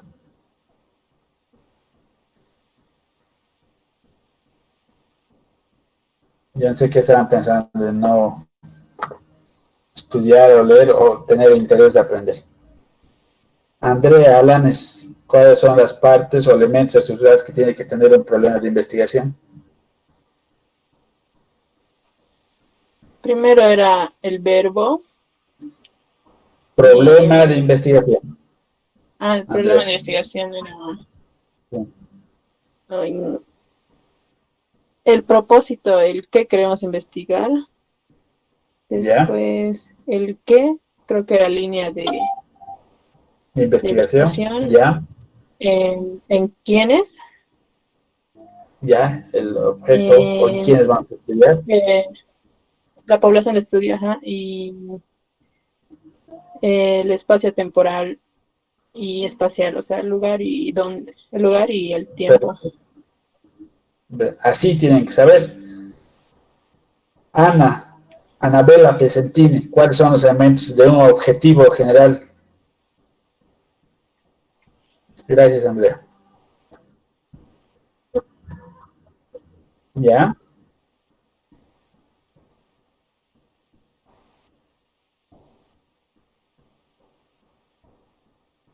Es lo que me estás diciendo y yo les he dicho en resumen y para que entiendan. ¿Sí? Es algo, no sé, fuera de lo formal que se dicho que es al final sacar signos de interrogación y cambiar la palabra cual, como, qué por un verbo. ¿Sí? Pero eso es algo, no sé, no formal. Ahora lo que te pregunto es cuál es lo formal, como ha dicho Andrea. Una pregunta de investigación tiene que tener propósito, línea de investigación, objeto de estudio, lugar y tiempo. Ahora, un objetivo general, ¿qué elementos, si ya de forma formal, tiene que tener?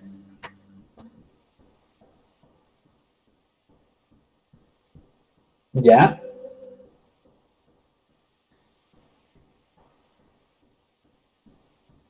¿Ya?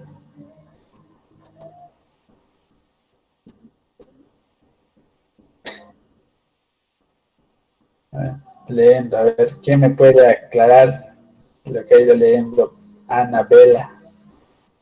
Y ya prácticamente les ha dicho todo que elementos tiene que tener. Doctor, el verbo, el evento, las unidades de estudio, el contexto y la temporalidad. Perfecto, Jessica, gracias. No se olviden de estos elementos que estamos viendo que tiene que tener cada redacción de un problema o de un objetivo. ¿Sí? Ahora lo mismo vamos a hacer con la hipótesis. ¿Sí? Es decir, qué elementos tiene que tener una hipótesis. No se van a olvidar. ¿Sí? ¿Quién tiene que tener la unidad de análisis o la unidad de observación? Es decir, son las personas, grupos, animales, plantas, objetos, actividades, instituciones, fenómenos o acontecimientos sobre los que versa la investigación. ¿Sí? Entonces, primer elemento, unidad de análisis. Otros le llamarán unidad de observación. Segundo elemento, la variable, ¿sí? O variables.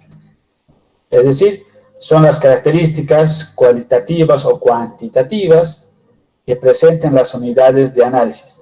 Estas características pueden fluctuar y su variación es susceptible a ser medidas. Entonces, segundo elemento, la variable o variables que tenga. Y tercer elemento, los elementos lógicos, es decir, describe la relación entre las unidades de análisis con las variables o entre las variables entre sí. ¿Sí? Entonces tenemos en este caso tres elementos. Vayamos con los ejemplos.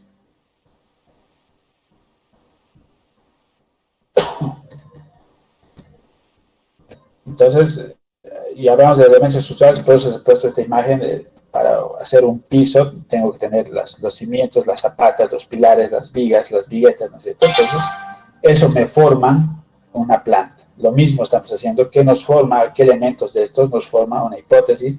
¿Qué elementos de los que han mencionado nos forman un problema o un objetivo general? Entonces, veamos el ejemplo.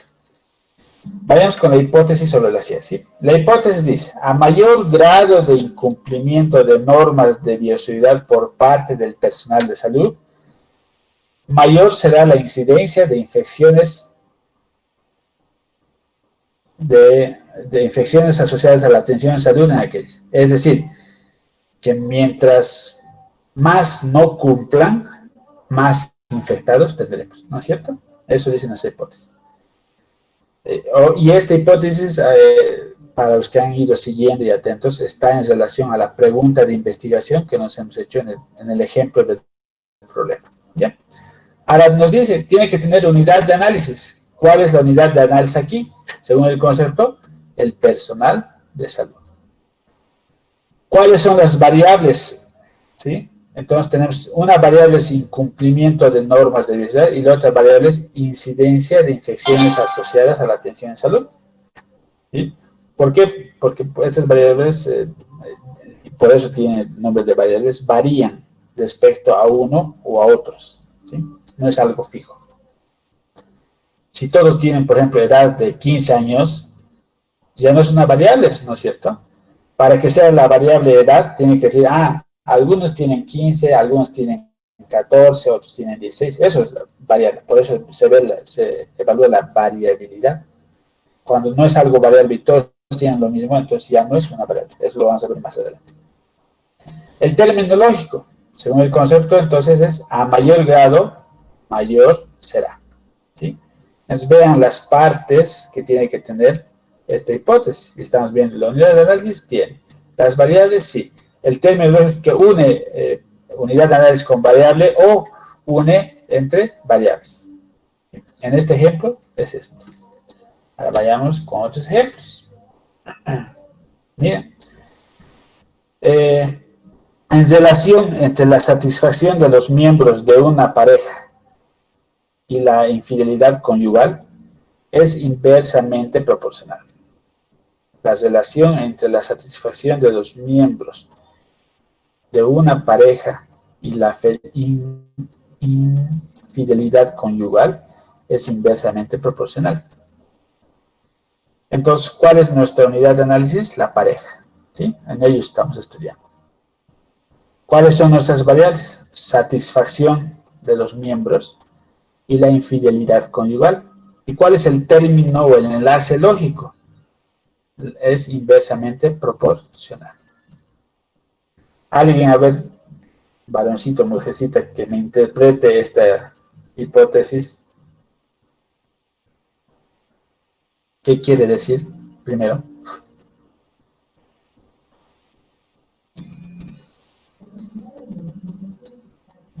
Hola.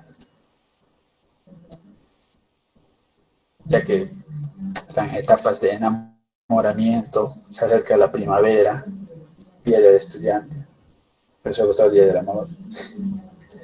¿Qué quiere decir esta redacción, este ejemplo?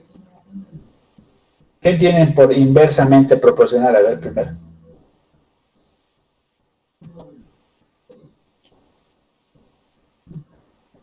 Hola. ¿Nadie? ¿Se han dormido?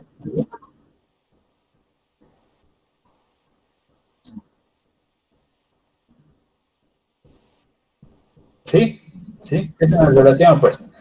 Que mientras haya mayor satisfacción, quiere decir que no va a haber infidelidad, ¿no es cierto? Si estoy satisfecho con mi pareja, no le voy a ser infiel. Eso es lo que quiere decir. Porque si el enlace diría es proporcional, quiere decir que por más yo satisfecho que esté con mi pareja, igual le voy a ser infiel, ¿no es cierto? Entonces, a eso se refiere este ejemplo de hipótesis. Bueno, gracias. Entonces vayamos con más hipótesis, donde ahora ustedes van a practicar. Dice el ejemplo. Los niños que nacen con circular de cordón, es decir, que el cordón se les ha envuelto en su cuellito, desarrollan una conducta hiperactiva e irritable. ¿Sí? Estamos dando una respuesta anticipada. Seguramente la pregunta era, a ver, y esto es para que también vayan practicando, ¿no es cierto? Para decir cuál es la pregunta. No sé cómo se llama, ubicar desarrollo.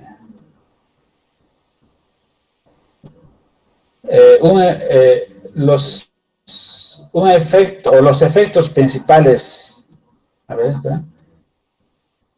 ¿Cuáles serán los efectos principales de los niños que nacen con circular de cordón umbilical? ¿Sí? Vean la pregunta. La hipótesis dice, los niños que nacen con circular de cordón umbilical desarrollan como efectos conducta hiperactiva e irritable. Vean a modo de practicar. Bueno, ¿quién me dice cuál es la variable o variables, cuál es la unidad de análisis y cuál es el término lógico o enlace lógico de este ejemplo?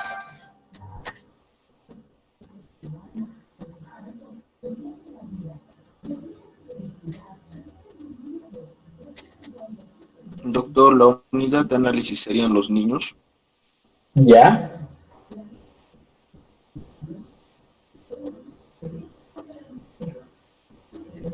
Variable o variables. Lógico podría ser la conducta hiperactiva irritable.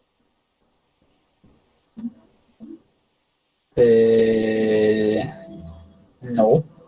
Y las variables serían el circular de cordón umbilical y la reacción que produce, que es conducta hiperactiva irritable. Ya. Entonces ya tenemos la unidad y las variables, ¿no?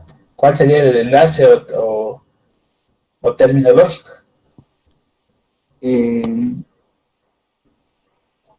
Exacto. Desarrollo.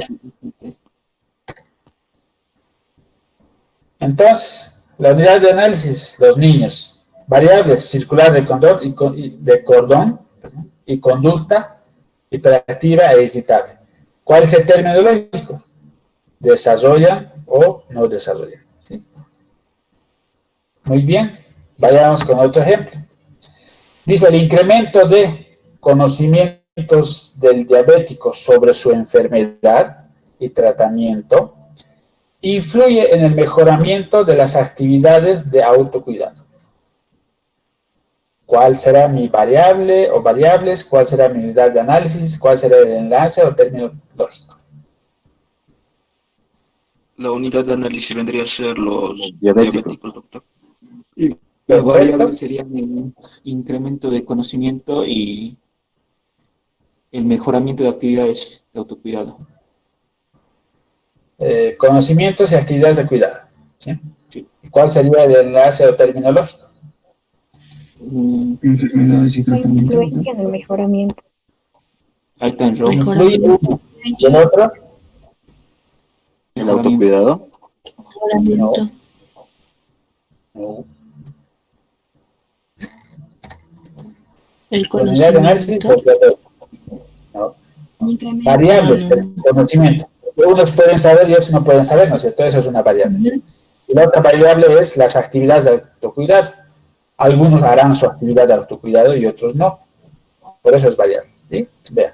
El término lógico, incremento de, influye en él. ¿No es cierto? Estas palabritas están relacionando las unidades de análisis con los variables o entre variables. ¿No es cierto? Vean estos ejemplos. ¿Comprendido esta parte? Sí, doctor. Sí, doctor. Ya, ahí vamos a quedar. Preguntas, dudas. Doctor, disculpe, ¿me puedo poner atrás en la lista, por favor? Tuve problemas con mi celular y se desconfiguró, lo reinicié y por eso entré un poco tarde, entré y 8 creo. Por favor, doctor.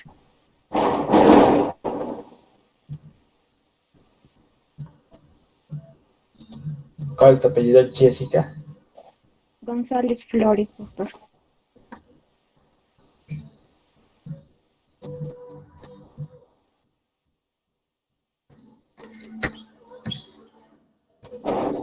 ¿Sí está bien? Atrás. Gracias, doctor. A ver, sus videos, ya hemos acabado la presentación. ¿De dónde están? Que no los veo. Solo las Jessica les estoy viendo. Estarán despiertos, por ahí están tomando té y yo aquí sufriendo, explicando.